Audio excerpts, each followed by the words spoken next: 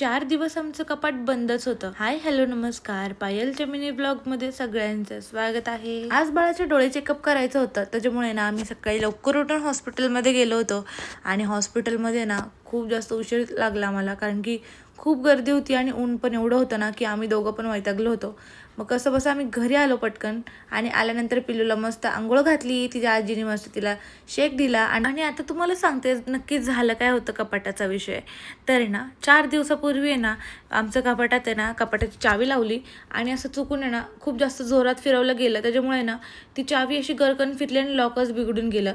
त्याच्यामुळे ना कपाट 4 दिवस आम्ही उघडलंच नव्हतं. आणि पप्पाकडनं आहे ना कसं बसं ते उघडून घेतलं आम्ही. पप्पाला म्हटलं काही करा पण ते लॉक आधी उघडा. त्याच्यानंतर आहे ना कपाट उघडलं मी पहिली माझी जोडवी पायात घातली, कारण आहे ना खूप महिन्यानंतर जोडवी घातली. आणि मला आता माझ्या पायाकडे बघून छान वाटते, कारण की खूप दिवसापासून आहे ना माझा पाय ना असं एकदम सुना सुना वाटत होता मला, काहीतरी मिस झाल्यासारखं. त्याच्यानंतर आहे ना बाळाची थोडीशी कपडे होती ती पण धुवून टाकली.